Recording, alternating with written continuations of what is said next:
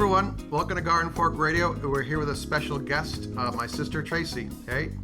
Hey everybody, how you doing? We're up at the house. We're using, for you geeks, we're using my Snowball microphone on its interview setting, which I've used a couple times, and I'm curious to see how it sounds for you all.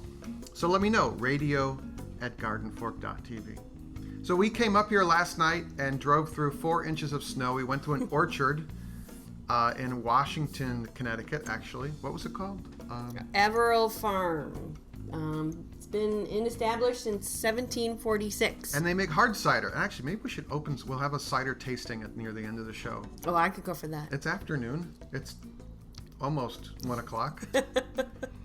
So we came up in a storm last night, and we got here, and thankfully the power was on, because last weekend the power was not on. Oh, by the way, I got some very interesting information from Will of the Weekend Homestead about electricity. About electricity? Well, I was questions because the power went out on the line, the utility line, and I had some questions, and he gave me this full-page email about it, so he'll be back on the show to talk about that.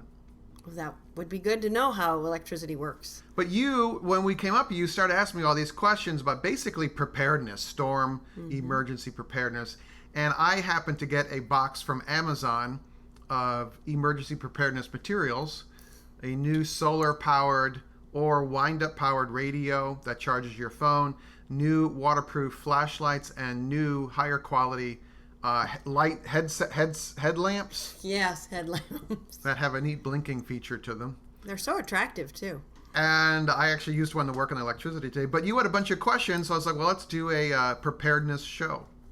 Right, because I lost power in the summer for about 3 days straight in the St. Louis heat. And didn't quite know what to do with a number of things, so I came to ask my brother. The irony of this is that we recently required for my sister a used generator, and it wouldn't start. And the last time I was there, I'm like, oh, I'll just have to swap out the carb. And I did not do that before the power went out on my sister, so there was some guilt there. I'm going to use that to my advantage so that it will be fixed soon and the winter will arrive.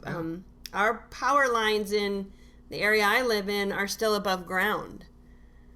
Right, they're on poles. Yeah, so we were lucky, though, that Mom and Dad, who were, older for a while there and a big source of worry, their power lines were underground, so we knew that no matter what, they weren't going to lose power, right? Yeah, you have some substantial power lines behind your house. Oh, yes. And so they had broken in several places from a big windstorm, was it? It was a 20-minute freak thunderstorm in the Midwest, and it took out, they had close to 300 telephone poles in the St. Louis metro area that had to be replaced. Wow. Mm-hmm. So if we could revisit your questions, the first question was about water, I think. Yes. Well, I have dogs, and I thought, maybe I need my emergency water, because I had bought water to have. And then I started thinking, well, why did I buy water to have? Can I still run the water? Does the water work? And then there's always that question about, the restroom. Is everything going to work like it always works in the toilet? And yeah, it's very hot. I knew I'd need a lot of showers. Well, it depends on where you live. If you are in an urban area and you have water provided by the city or county, more than likely your water will continue to work as long as the pumping station near you has electricity. Oh, right. Because some people, one of the pumping stations flooded and was shut down. And those people didn't have water. Okay, so if the pumping station is running, I can turn on the sink and I'm ready to go. Right. The thing is, most towns are prepared, and they either have on-demand generators there or a portable generator that they wheel up on a trailer, and they tie in. They have what's called a tie-in set up there. It's kind of like a manual switch box. And so they will provide you with running water. Now, a question is whether you will have hot water or not is another question. Oh, right. If you have an electric water heater, you won't.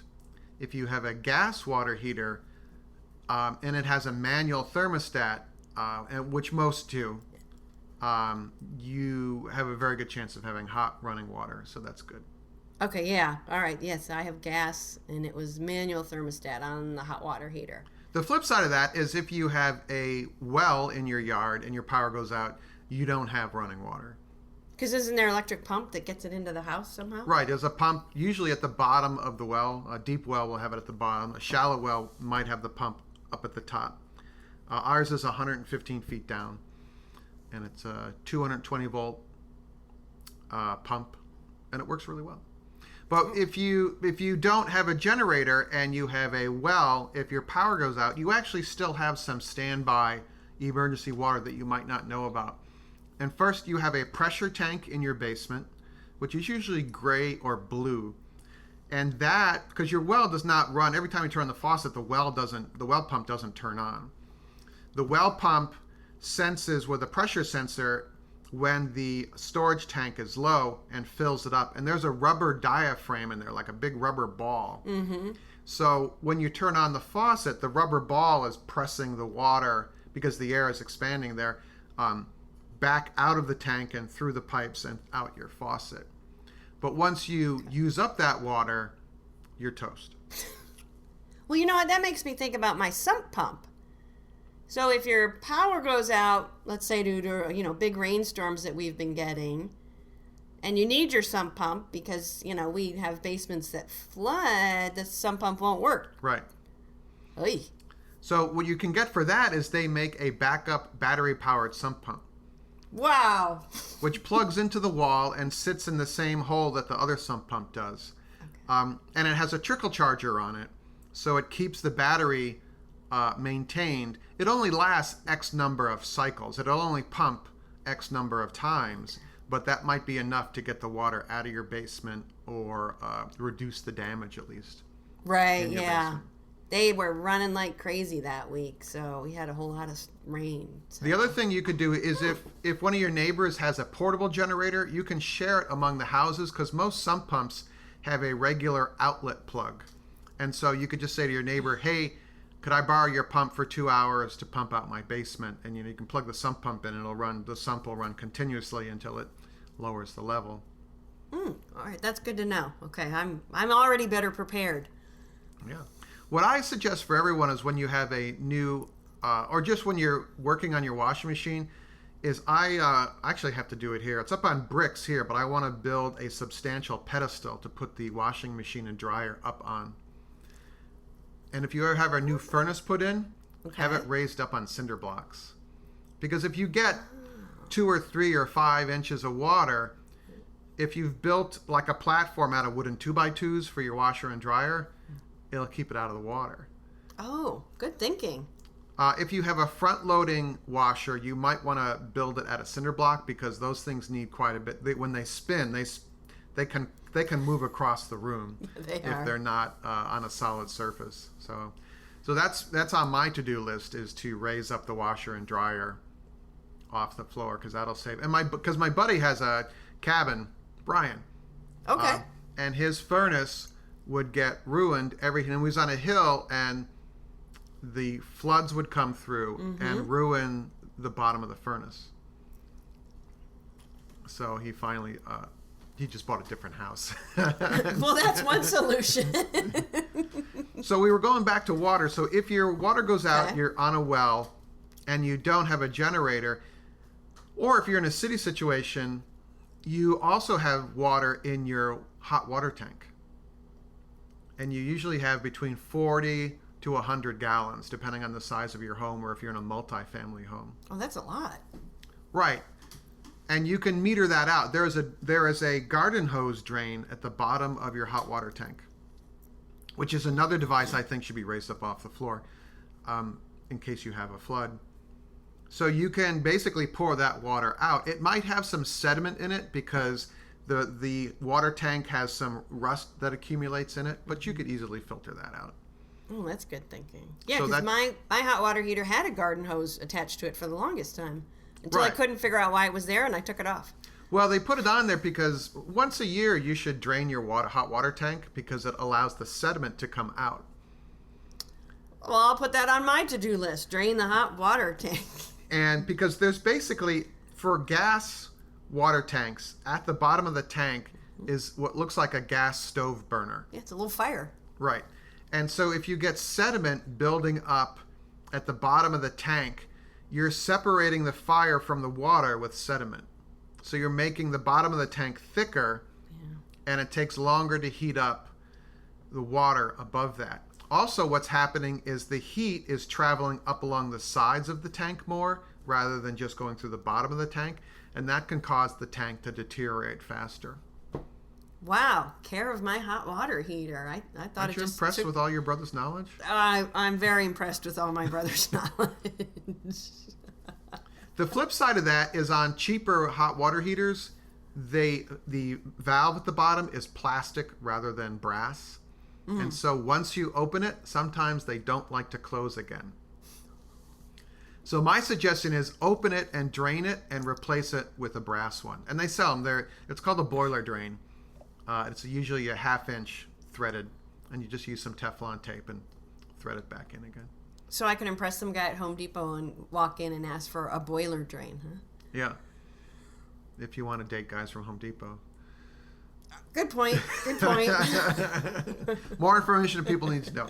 Anyway, let's have a tea break. We had some tea with some maple syrup, and it's quite good, huh?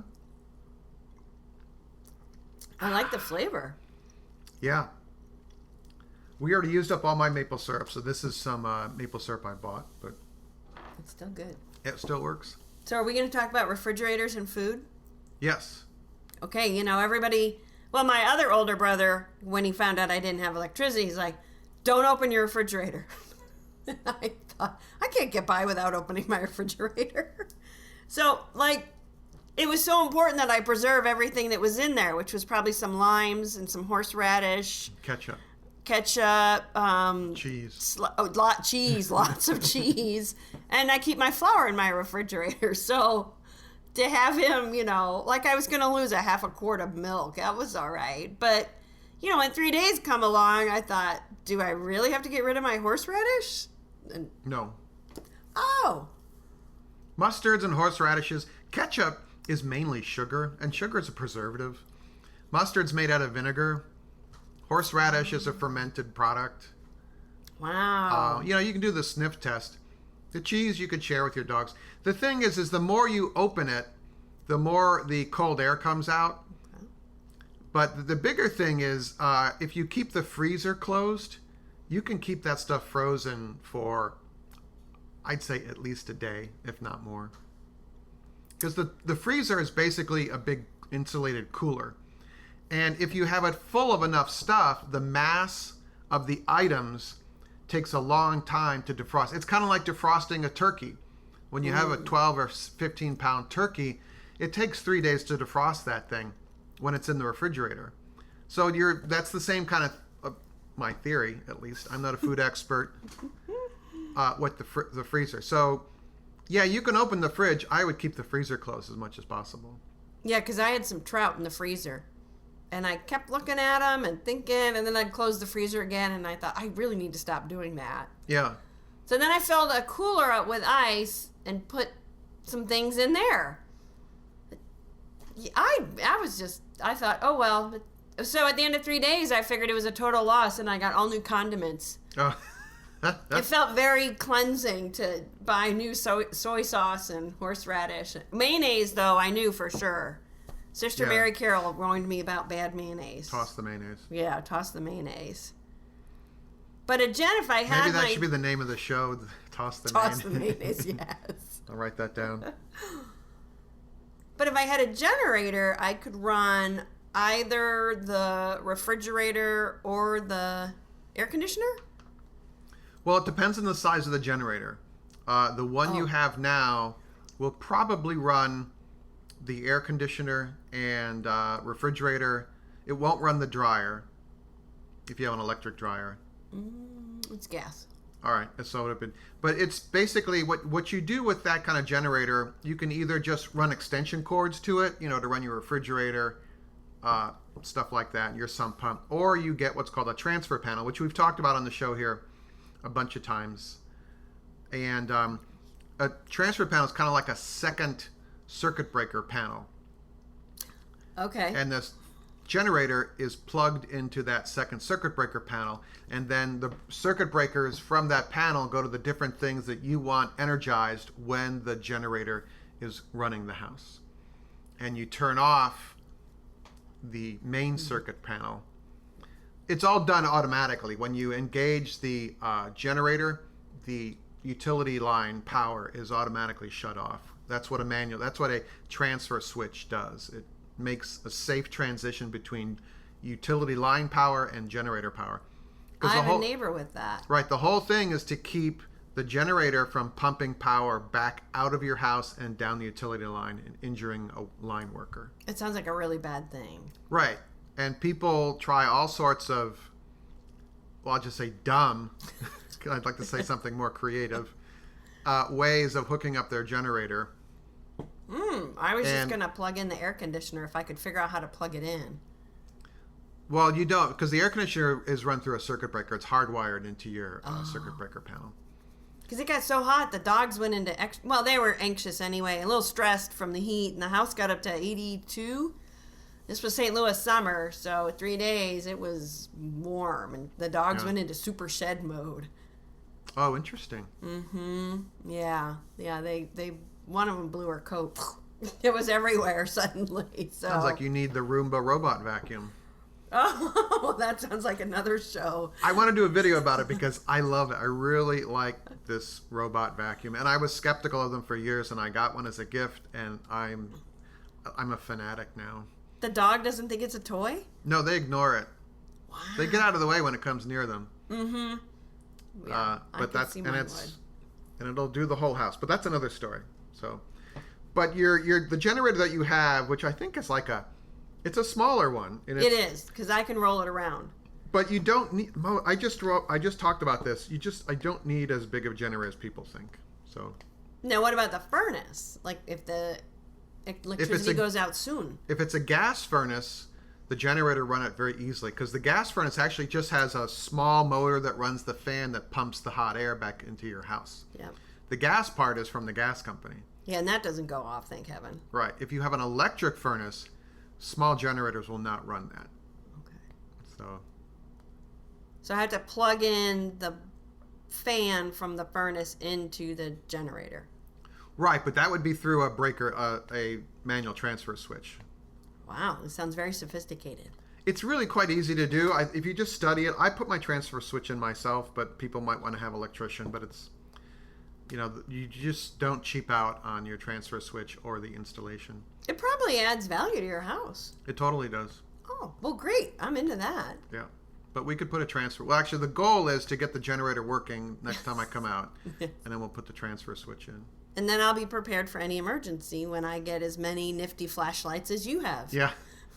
Well, I want to try those flashlights we got because they're waterproof, so I want to go take them out with the pups, and we'll throw them in the pond and see if they're supposed to float, and then they're supposed to work. So. Okay. Well, in case you need to take a bath in the dark when your electricity's No, but if you're in a out. boat, if you're canoeing or, in your plywood boat, I'm working on some new ideas for plywood boats. It's amazing the glues they have out now. This like PL construction glue that people have been using it to make wooden boats.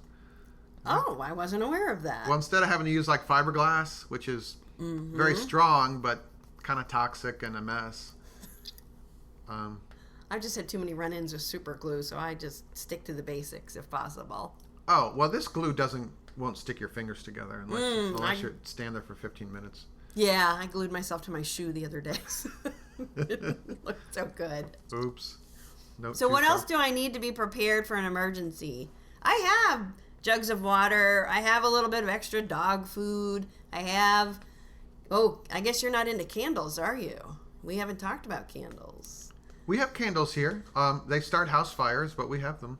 Yeah, that's what makes me nervous is if I would light a lot of them, enough light to make the room kind of nice or to read, that I would then walk away and there would be an issue.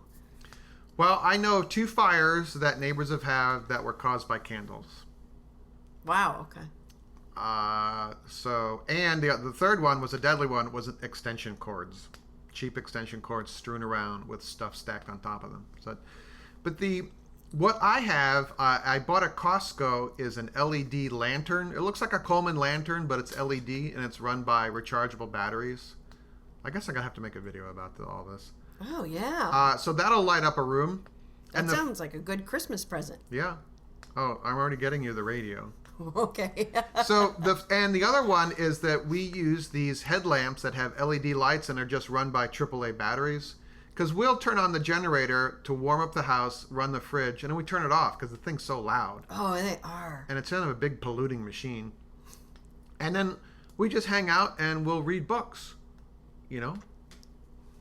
Read books. What an idea. Yeah. And they come in paper, so they're readily available. You don't have to turn them on. So I just got these new headlamps that were highly rated because the headlamps I have, they would break after like 6 months. You know, they were just in the shop and I go and get one. It wouldn't light up again. You know, the switch was broken or something. Oh, okay. So I splurged. I think I spent $12 each on these and I want to test them out. But I think headlamps, and then buy name brand batteries, Duracells or Energizers, I think. They both, I think, they're offering 10-year warranties now. If you buy cheap batteries, you get what you pay for. So I went to the Costco or BJ's, you know, Sam's Club kind of thing, and I bought big packs of AA's and AAA's. And I use them in my flashlights and radios and stuff anyway. But they have a 10-year warranty, and it's $15 for that big thing of batteries, but $15 when your power's out and you want to run your flashlight, people gladly pay. Because if there's a storm, your stores aren't going to have any batteries. Well, the store near me, it was cute. It was the hardware store, and their power went out. So they walked people down the aisles by holding flashlights. You got your own little hardware man walking with you through the store, and they're like, well, these are the 4 fans we have left. And that's here's, so you weren't shoplifting. Probably. You know, here's our 8 flashlights. And then they wrote up your purchase by hand. It was they did their best to still serve everybody. It kind of gives you pause about our wired world. Oh, yes, it definitely did, because I had no internet. Your debit card doesn't work. You know, the other emergency preparedness thing, which I suggest everyone, is to have a small safe in their house with some cash in it, in small bills. Yes, I've heard not 20s. Right, because if you want to buy a bottle of water and all you have is a 20, they're not going to sell you that bottle of water because they don't want to break their... Or it's going to be a $20 bottle of water. Right. The other thing is, yes, you can keep water in the house. You can buy, you know, a case of bottled water. But then after 6 months, I think you should drink all that water and replace it with another case. Because the plastics, I'm not an expert on this, but from what I understand, the plastics can leach into the water that's in the bottle over time. It depends on the brand that you're buying. I think I've heard that too. Yeah. I had water in the house for the dogs, and that I rotate out. I'm not sure why they need more water than I do. What you can also do is you can buy the jugs, the 5-gallon jugs of water that are for like a water cooler. Oh. And just keep them. I like that idea too. Yeah. We have some of those at the office. And you can also, if you want the water to last longer, is you can put a couple drops of bleach in the water. Adds that great flavor. Right, but I mean, New York City water is chlorinated anyway. Oh, so okay. I can actually smell it sometimes when it's coming out of the tap. Wow. Hey, can we go back to batteries? Yes. Do you store them in the refrigerator or the freezer? No. I think that is an old wives' tale? Old school kind of thing. Well, I wasn't going to use that word. Oh. Because I'm... Oops. That was politically incorrect. Yeah. I just think it's one of those holdovers from back when batteries didn't work always very well. I keep them in a Ziploc plastic bag, and I have a drawer designated for them. The battery drawer. I have yet to discover that here. It's the drawer near the coffee machine. Actually, I'm going to redo it. I think that's... you don't have any reason to go into my battery drawer, so... No, I'm good, thanks. Yeah. And hopefully the power won't go out while I'm here. All right. Sip of tea break. Well, I was thinking what you said about generators, and when the power was out so long in St. Louis, the noise in the neighborhood, I had 4 neighbors with generators, and it was incredibly loud.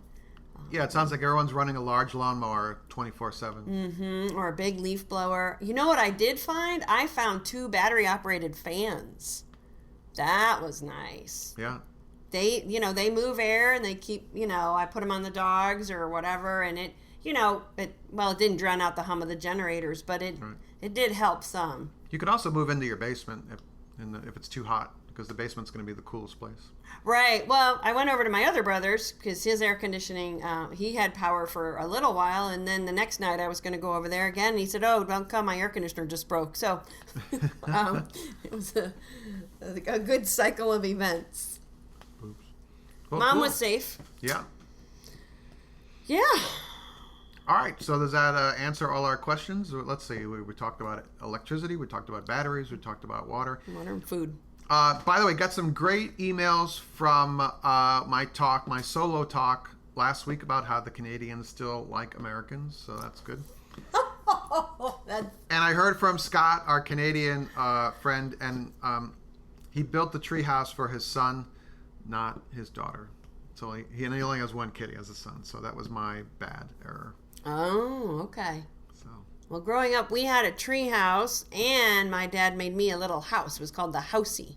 So we were definitely, supposed to play gender appropriately, but I, of course, went into the tree house as often as my brothers would let me, which was not very often, but I tried. And now Tracy is the head of the household. Because we do what you tell us to do.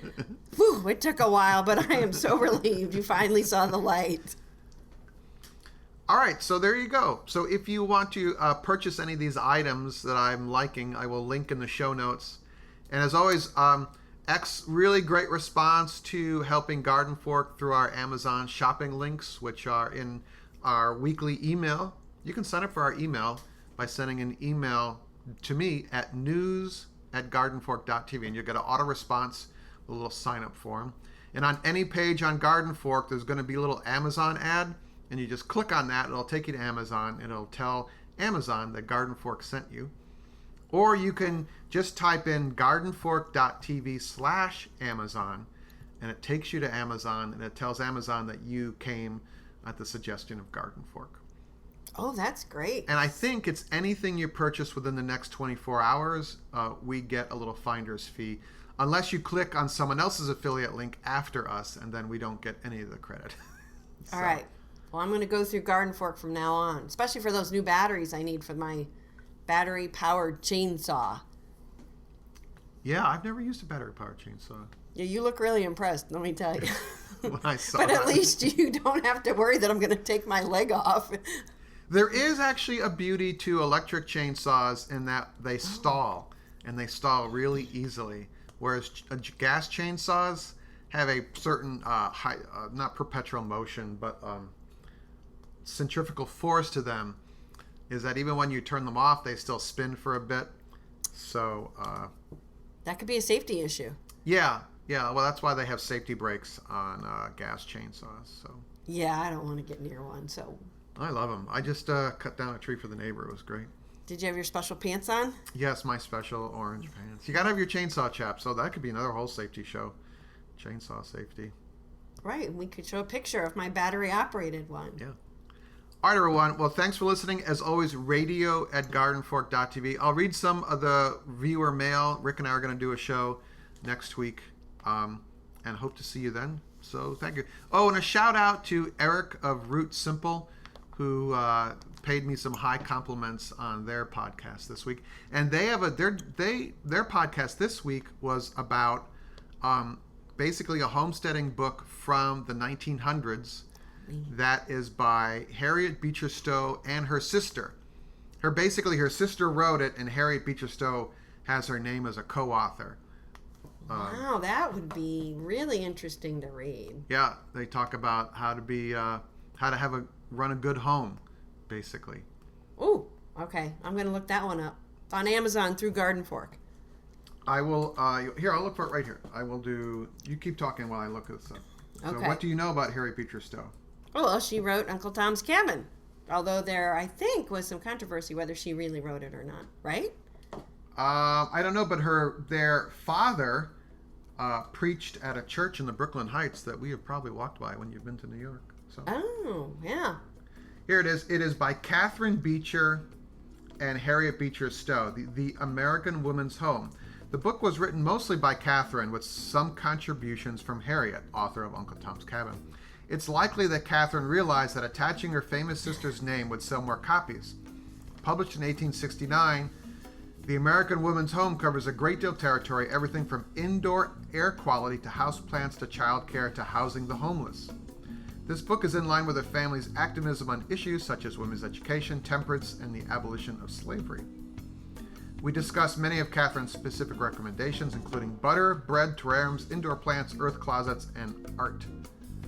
Butter. Eric and Kelly also have this thing about their cats. Their cats are always running around the microphones. Oh, yeah. So we don't have that issue. The Labradors are asleep on their couch. Astoundingly so, yes. All right, everyone. So make it a great day. Remember, radio@gardenfork.tv. Love to hear from you guys. Thanks, Trace. Thanks, Eric.